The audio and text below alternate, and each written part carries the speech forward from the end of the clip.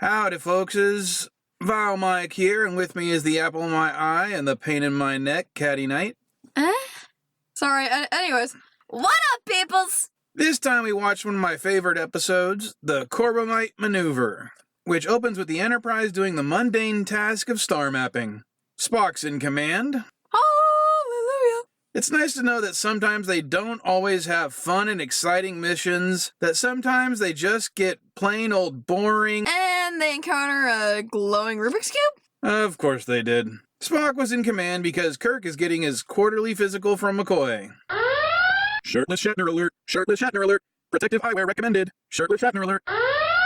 McCoy sees the alert but neglects to tell the captain, so he'll finish the exam. Much to Kirk's ear. McCoy says it's because the ship consistently gets them. Then he makes a joke about talking to himself while talking to himself. Anyway, as it's not that much of an emergency, Kirk heads to his quarters to change into his shirt, walking through the corridors, showing off his smooth chest to the crew.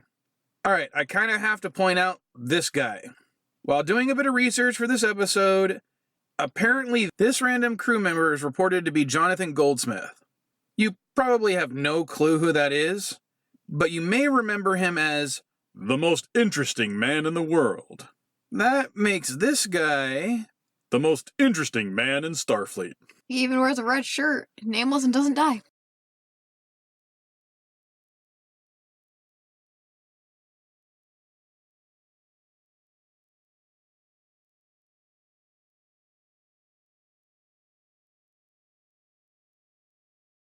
On the bridge, Spock makes a joke about this guy. His name is Bailey. I guess Vulcans do have a sense of humor. When Kirk gets to the bridge, Sulu and Scotty give him a report on the cube. Sulu says it's 107 meters on each side, with a mass of about 11,000 tons. That seems like a lot, and even Scotty says it's like the thing is pure metal. Now, I won't bother you with the math, but that would mean this thing has the same density of styrofoam. So when Bailey suggests blasting it with phasers, that might actually be overkill. We cut to an exposition conference. 18 hours later, Spock has to deduce that either the cube is a warning buoy or flypaper. Because Vulcan logic? Kirk says they have to do something, and again, Bailey brings up phasers. I don't know why, but I'm starting to like this guy. Kirk instead orders an escape maneuver. When they attempt to do so once they get back to the bridge, they steadily back up, faster and faster. But as they do, the disco cube of death starts emitting radiation and moving much closer. They go to warp, and it still keeps up with them, even at warp 2, and then warp 3. It gets within 51 meters, still spitting the deadly radiation. Finally, Kirk orders to fire, but Bailey hesitates. For a guy that was so vocal about shooting the cube, he hesitates, and Sulu has to do it for him? Lame! They destroy the cube. Cue commercial break. Alright, I want to point out before I go any further. The Enterprise shoots at the cube with its forward-facing phasers, but they were traveling at warp speed away from the cube. Does that mean that the Enterprise was flying at warp backwards? Because either that happens, or they turned around real fast. Alright, never mind. Despite everything, Kirk orders the ship ahead, but orders Bailey and Sulu to run some drills. McCoy joins Kirk in the turbo lift. They talk about Bailey. McCoy thinks that he's not up for being a helmsman, but Kirk thinks he can do the job. In sickbay, McCoy gives Kirk a drink. Kirk and McCoy continue to talk when Miss Beehive walks in with a salad for Kirk. Kirk is not pleased both with his salad and his female yeoman. She's always been a female? Yeah, that's because this was actually supposed to be the second episode to air, but instead they aired it 10th. That's one of the reasons Uhura wears gold in this episode. Why do you care so much about continuity if they do stuff like this? Because I am a geek, and that's what we do. Well, one of the drills turns out to be real, and Kirk is summoned to the bridge, and thus saved from eating all his vegetables. You still have to eat yours. Not if I had a phaser, I could just boink them into nothing. Well, you don't. Back on the bridge, they see a much larger vessel. A yellow basketball? First a Rubik's Cube, and now a basketball? Please tell me Star Trek gets better with their alien ship designs. You are so gonna hate the Borg. The soccer player? Whoa, wait just a minute here, VileMike. you can't use my joke on your channel. That is simply not going to happen here. However, if your audience does want to learn more about the Borg, they can check out my 3,797 part series over at Anti-Trekker, your real source for information on the Borg. I said the Borg. Whatever. Look, sorry, VileMike. Didn't mean to interrupt. You may continue. Oh, but before I go, remember, guys, if you do really like the content over at Anti-Trekker, and link in the description below, but be sure to check out and support Anti-Trekker on Patreon or at antitrekker.com, and we will greatly, greatly appreciate it, even though I'm just a greedy bastard looking for money. Dang, did I say that out loud? What the heck was that? Shh. He could still be here.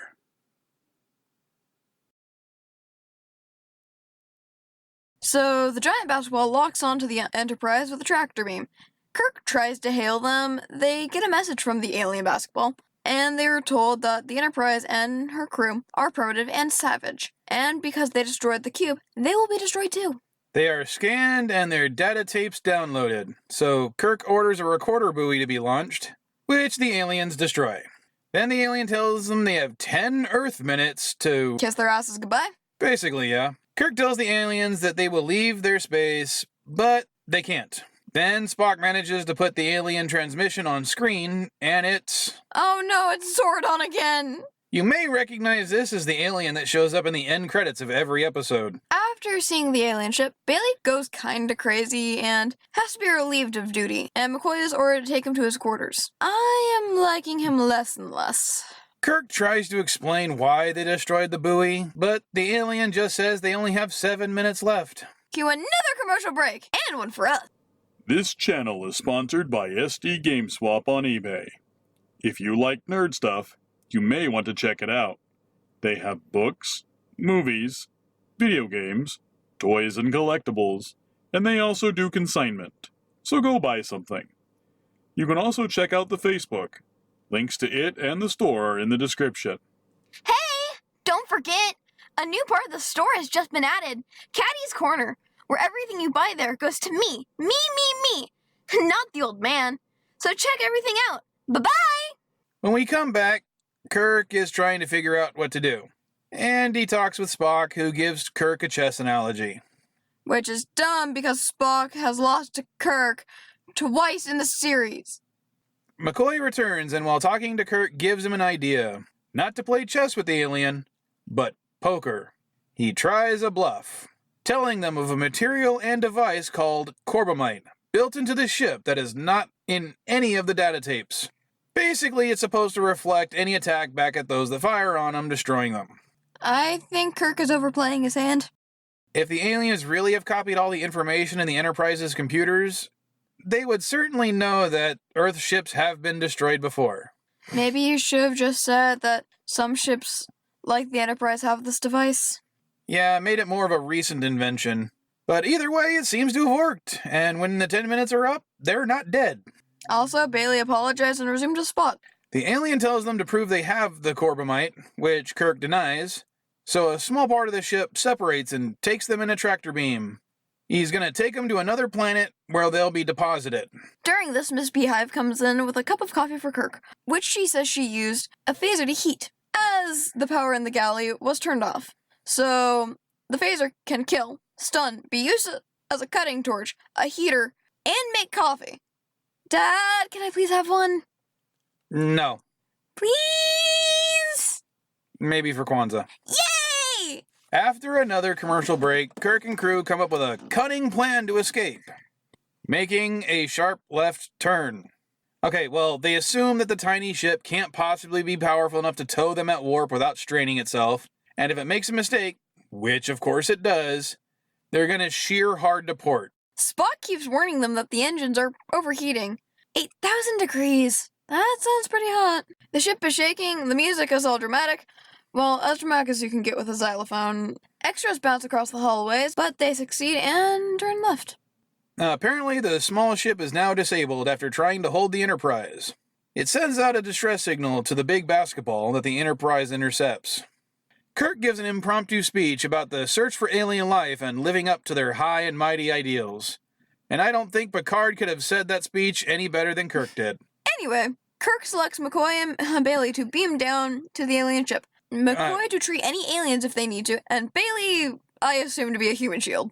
It turns out that the alien, whose name is Balok, is uninjured and his ship is just playing possum. Also, he's a child with a creepy voice. They also find that the alien they saw earlier was just a puppet.